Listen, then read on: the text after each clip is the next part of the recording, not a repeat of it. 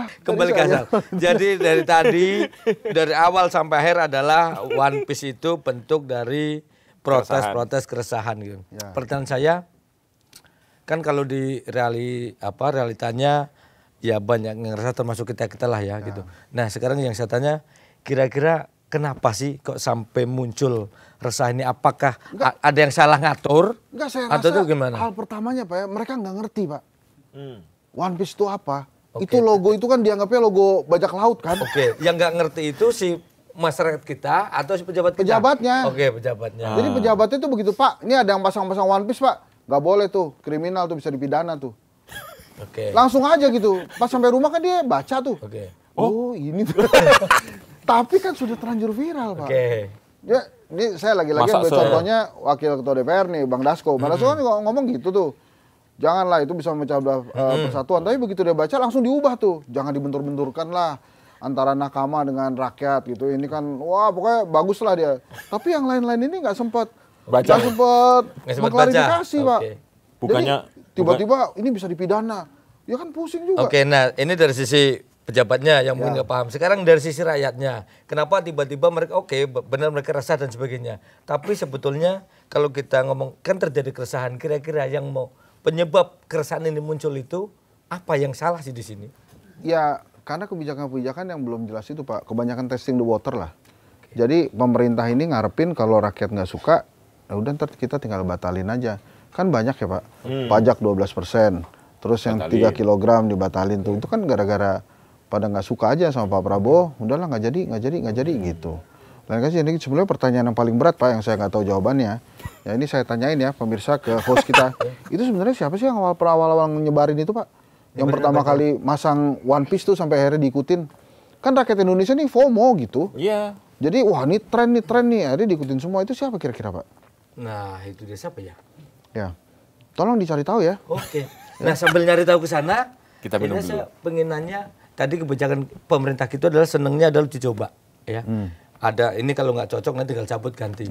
Kira-kira kemarin ada kebijakan yang sangat fenomenal tuh, amnesti dan abolisi. Kira-kira di tengah jalan akan dicabut nggak itu? Saya rasa nggak akan dicabut. Nggak dicabut. Nggak dicabut itu. Malah yang jadi misteri ini kan, yang 1000 orang itu siapa aja Pak? Nah, muncul nih kan baru 2 nih, ada Ongen, satu lagi Gus Nur ya. Tapi yang lain-lain kita nggak tahu siapa tuh Pak. Bapak nggak pengen tahu ya sebagai wartawan ya? Iya pengen juga. Saya sih pengen tahu tuh kenapa yang 1100-an itu nggak 1100 ya, nggak dibuka gitu ke publik gitu. Tapi kalau amnesia mau abolisi ini, tadi saya jelasin tuh Pak, karena arah strateginya Pak Prabowo ini 2 itu tadi, merangkul semua pihak. Ini kan merangkul semua pihak jelas PDIP. Ini 3 kelompok besar loh Pak yang dirangkul sama Pak Prabowo nih dengan amnesti dan abolisi ini. Bapak mau tahu siapa aja 3 kelompok ini? Kasih tahu aja Pak, nanti saya jelasin. Ini biar agak panjang aja nih, saya tanya balik. Kalau saya tahu masalahnya nanti saya jadi nggak ngundang Mas Encan. Ya kan terlalu biasa kalau saya langsung jelaskan kan. Jadi saya tanya dulu gitu. Jadi yang pertama ini jelas PDI Perjuangan. Nah terus yang kedua ini menurut saya kelompok Katolik Pak.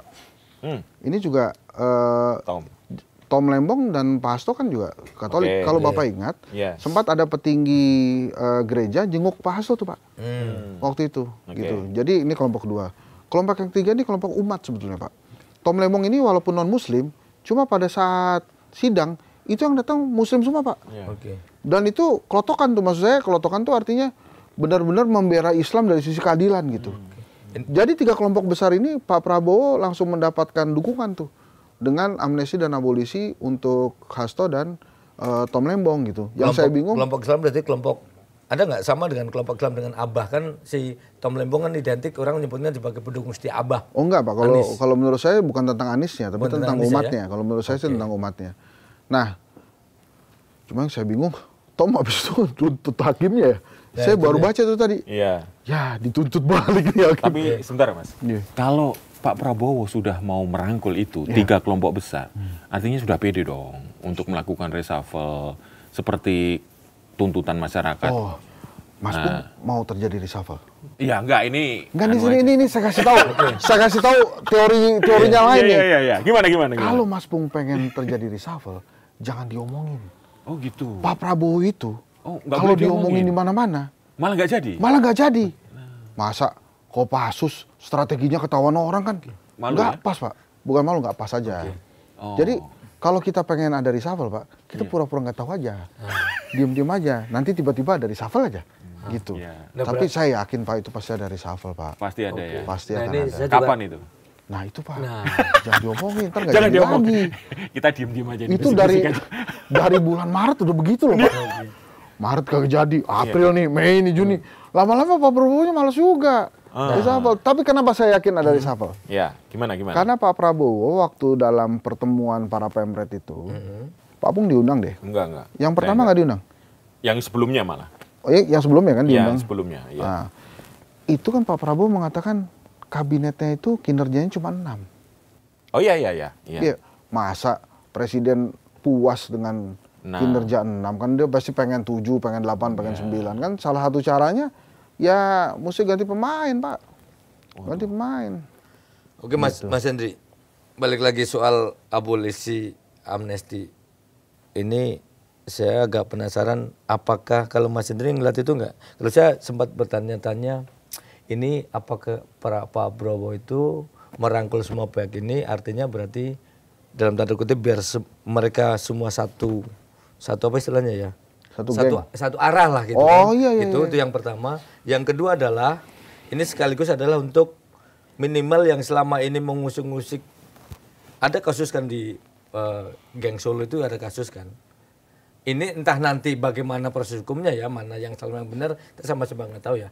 Andai misalnya kebetulan nanti secara fakta dan sebagainya dari Solo ini terus terang aja soal ijazah palsu misalnya ijazahnya. Terus masuk. Ya, dari tadi aja ngomongnya tentang ijazah palsu kan set gitu loh. Nah, katanya nggak boleh. Oh iya, boleh. Katanya gitu. Ya, benar. Biar Pak Prabowo nggak dengar. Ya. Jadi gimana, Pak? Nah, ini ada ijazah palsu. Ijazah palsu ternyata ijazahnya terbukti palsu. Ya. Nanti kan dihukum dong. Nah, ada nanti celah untuk juga ngasih amnesti atau polisi karena udah didahuluin. Ada strategi sejauh ke situ nggak? Nah, kaitannya itu kejauhan, Pak. Kejauhan ya. Kalau menurut saya sih ini ijazah ini berhenti di tengah jalan deh. Kenapa? Karena begini ya, saya tuh percaya dari awal kalau ijazah ini tuh tergantung universitas, Pak. Kalau universitas saya bilang asli lah dia. Makanya UGM pusing tuh sekarang, kepala jadi kaki jadi kepala tuh mesti ditahan-tahan kalau itu asli. Itu mungkin saya nggak tahu tuh, mungkin ada yang tahu kalau itu nggak asli ya.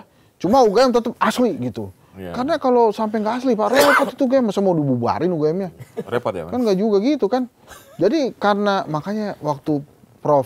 Ovo ya, Bu Ovo itu bilang ini asli, saya bilang ini ngapain UGM masuk kepagian ke dalam ranah pertarungan bebas ini gitu.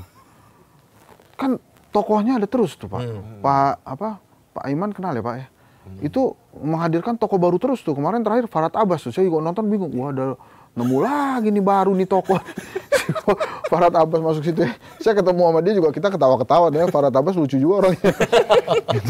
Nah, balik ke yang tadi, Pak. Kalau ijazah ini sih menurut saya akan berhenti di tengah jalan, Pak.